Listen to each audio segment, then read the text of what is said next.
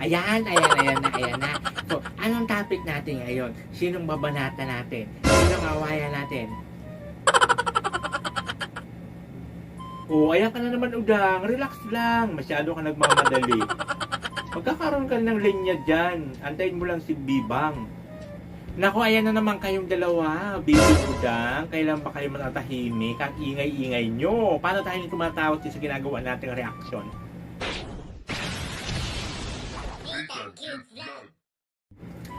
Hello, magandang araw po sa inyong lahat. Nandito naman po sa inyong harapan ang pinakamagandang reactor sa balat ng lupa. Siyempre, ayong yung lingkod. This is Bibang. At siyempre kasama natin, ayan po. Hi guys! Ako naman po si Udang, ang pinakasiksi at pinakamaganda.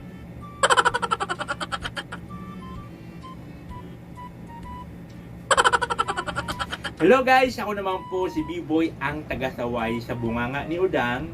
Dahil po minsan ay hindi po mapigilan kung ano-ano po ang nalabas sa kanyang bunganga. Kaya po nandito ang iyong lingkod para po sawayin siya lagi sa ginagawang reaction po ni Biba. Ala si B-Boy makapagbintang maga. Totoo lang naman yung mga sinasabi ko masama ba magsabi ng totoo? Iyon naman talaga nakikita ko. Tama na yan. B-Boy Udang, baka sana naman mapunta ang mga usapan nyo.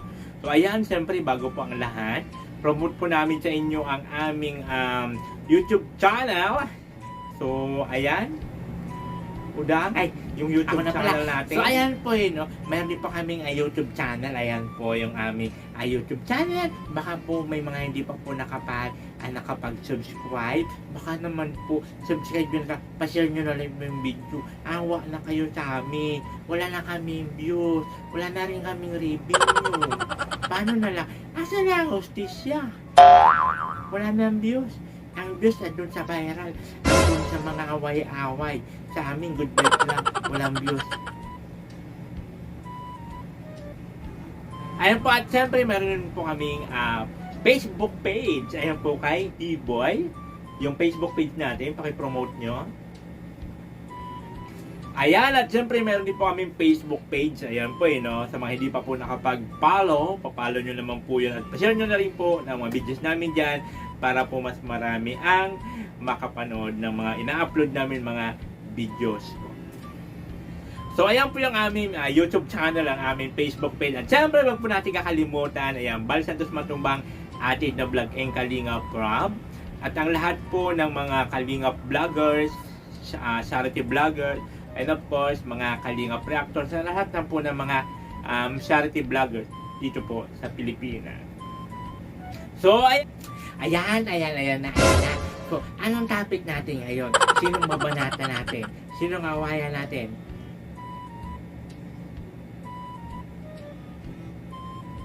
Ayan ka na naman, Udang. Relax lang. Masyado ka nagmamadali. Magkakaroon ka ng linya dyan. Antayin mo lang si Bibang. Naku. Ayan nga, Pino. Ang pag-uusapan natin ngayon at ang topic natin ngayon ay tungkol nga po dito sa surprise nila Kalingap Rob kay Dara. Siyempre, bago po ipagpapatuloy ang ating topic for today, mayroon muna tayong video. Sa mga hindi pa po nakapanood ng vlog ni Kalingap Rob, panoorin po natin ang video Walang Kukurap. Welcome back po sa ating YouTube channel, Kalingap Rob. And dito tayo muli kina Dara. So wala pa po sila Dara ngayon. Anong oras na po? 5:15 na po. So hintayin natin si Dara. Pero di po niya alam, andito tayo pag nahanda natin siya ng kakainin nila para di na po siya maghanda, di na siya magluto. Kasi alam niyo naman po si Dara, estudyante at ano na rin po siya. Siya na rin yung gumaganap na ina sa kanyang kapatid na si Bea. So di niya po ito alam. So surpresahan po natin siya. And andito na rin po yung mga karpentero natin. At mamaya po papakita namin sa inyo kung saan iano yung bahay. Pero ngayon, ihanda muna natin yung surpresa natin sa kanya. So dito, tagay yung brown table. Ayan, may table tayo dito. So, surpresahin po natin si Dara, hindi niya to alam. And yung mga sangkap, ayan, sangkap. Ayan, ilatag mo yan, bro. Uy, grabe. Uy, may toyo. Ay, grabe, ang bibilis ng mga K-boys Ayan, yung tagtaran. Uy, Ayos. Oh, sabi ko sa iyo, yan ang K-Boys. Alam niyo naman nakakawa ba si Dara, no? Pupunta siya dito. Tapos mag-aasikaso pa siya ng mga kakainin nila, magkapatid. Yung upuan, dito nyo. Ay, grabe si Kuya Robin, no? So, ang pagluluto natin ay pansit. Ayan, masarap na pansit. Alright.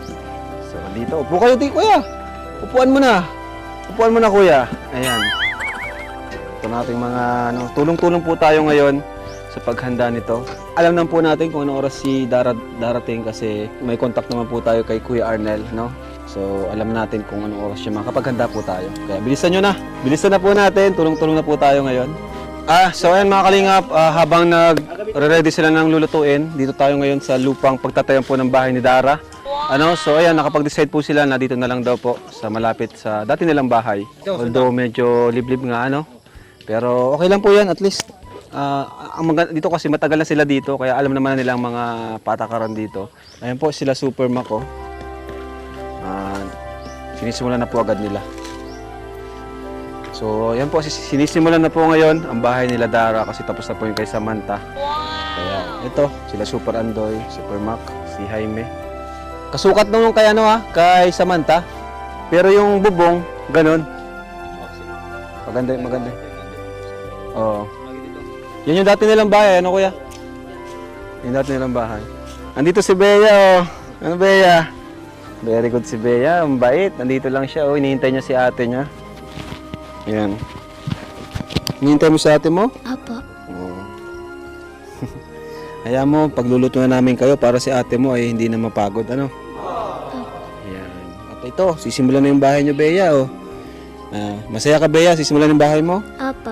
Yun. Pakabait naman. Ayan, Insan, sinisimulan nyo na yung bahay, Mga gano'ng kalaki, Insan, yung plano nyo? Nyo lang natin, gawin na lang natin katulad nung kina Samantha. Samantha, 2 kwarto. okay. Pero yung bubong niya, katulad nung kay Joy. Ay, Naka-drop din. maganda yan, maganda. Ang ano lang natin dito, Insan, medyo liblib pala tong lugar. Malayo talaga. Malayo ang pag-ano ng materyales, paghakot, Pero at least naman dun sa may crossing, may kalsada na. Kalsada Pero na, medyo malayo talaga. Malakad lang. So, Kaya pahirapan pa din sa materyales. okay. Pero anong plano natin? Full concrete natin o half body lang? Pwede kung anong decision. Pero the best sana, semento na. Semento Kasi na same natin. naman ng ano yun Saka para sa safety rin ng dalawang magkapatid. Semento na. Kasi dadalawa lang sila dito, Kahit hindi naman masyadong mataas na masyado. Kung saan yung sakto lang yung height niya. Hindi mababa, hindi naman sobrang taas. Okay. Para Ayos. maganda tingnan. Ayun. So ito yung Kasi next kung project dadalawa lang ng din naman Super sila. Pero at least, 2 kwarto. Dalawang kwarto? Dalawang kwarto. May barabalkon din sila. Okay, ayos yan. Maganda. May balkon, Diyan na natin tatapat yung balkon kasi diyan naman yung Yung daan, kalsada, yung daanan nila Dito. Kasi dun sa pinakaunahan, nandun na yung kalsada. Medyo liblib lang talaga. Oo. Pero kaya yan, tiyagaan na lang ng hakot ng materyales. Alright, so ginigisa na po natin ang kikiam sa ibang sangkap. At ito na po yung gulay, Yan na magpapasarap dyan, yung gulay.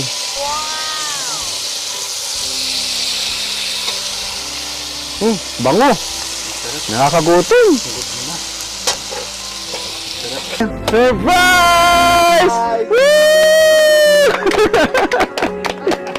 Grabe! Ayan, Dara. Surpresa namin. Pansit. So, ito Dara, pinagluto ka ng mga kuya mo. Okay, boys, para... Thank you po. Simpleng simpleng sorpresa lang namin. Kasi alam namin na grabe yung effort mo. Grabe yung sakripisyo mo rin bilang isang ate. Sisilbi kang nanay sa iyong kapatid. Kaya ito, para naman makapagpahinga ka at gaya nga ng sabi mo kanina, may practice kayo. So sinamantahan namin yun. Kaya ito, Dara, may dala tayong nagluto tayo ng pansit. Mabuti kung madami naman ito, so pwede naman natin siyang saluhan, kasi Opo. para naman maging masaya sila Dara ngayong gabi. Ayan. At kaya rin kami andito ngayon kasi yung bahay mo ay sinisimula na! Grabe! Congrats, Salamat po. Dara! Ayan, nandun sila. Kahit ang dilim, magkaano na sila Thank you dun. po. Ayan. So, sige. Ano muna si Dara? Sige Dara, mag-ano ka na muna siguro kung mabihis ka. Sige po. At alam kong pagod ka pa. Oh. Akin na yung mic Dara. Ayan po.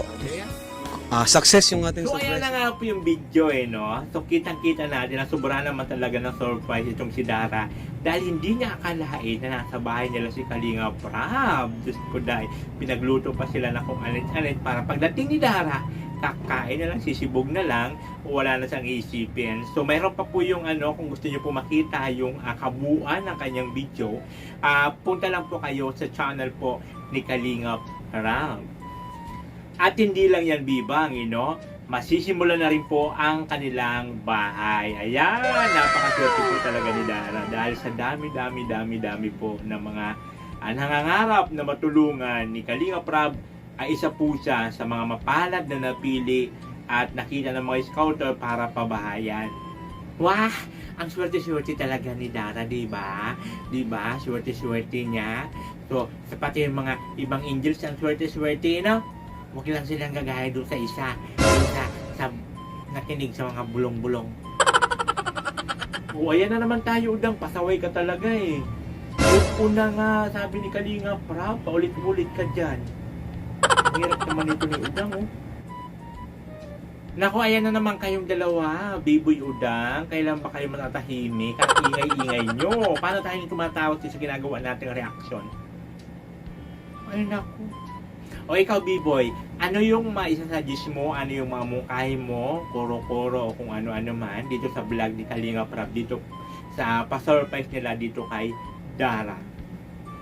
Ang akin lang po masabi ko lang po dito, Bibang, sa lahat po ng mga natutulungan nila Kalinga Prab, ang masabi ko lang po at ingatan at pahalagahan yung mga bagay-bagay na mga natutulong, especially po yung mga bahay, diba, at mga opportunity sa pagpapaaral, diba, sa scholarship. Kasi nga po, sa dami na naghihirap sa community, sa dami na naghihirap dito sa buong Pilipinas, at napakaswerte po kayo ng mga na-vlog nila Kalinga Prab. Kasi hindi po biro ang pagpagawa ng bahay sa ngayon. Napakamahal ang mga materialis, napakamahal ang pagbayad sa mga labor, sa mga tao. Kaya ang masabi ko talagang ingatan at pahalagahan po. Yun lang ang aking masasabi. Ako, Bibang, hindi ka tatanong sa akin ano opinion ko. Sige na. Mamaya ka niya dyan, Udang. Magbibira ka na naman kung ano-ano. Yung mga lumalabas sa bibig mo. Tama ka dyan, Biboy, Talagang sobrang napakaswerte. Tama ka dyan sa sinasabi mo, ang daming gustong matulungan at ang daming nangangarap ng bahay na sarili. Ubuti nga sila, may mga sarili ng bahay. Kami, wala pa. Ngayon, pa rin, di ba? So, napakaswerte talaga. Tama sinabi ni Biboy, ingatan talaga at pahalagahan ang lahat ng mga binibigay tulong ni Kalinga Prab kasi hindi po lahat nagkakaroon ng ganun pagkakataon na parang instant instant parang nanalo ka lang sa luto, ganun, wala kang kagastos-gastos, magkakaroon ka na agad ng bahay. Kaya tama lang yun, ingatan at pahalagahan. Basta wag lang silang papadala doon sa mga bulong-bulong at offer ng ibang tao. Huwag ka na magpa-vlog din sa Kalinga. Dito ka na lang sa akin. Bibigyan kita malaking pera. Ayan na nga ba sinasabi ko? Talaga hindi ka makapagpigil dyan sa bunganga mo, Udang. Mga bulong-bulong ka pang nalalaman dyan.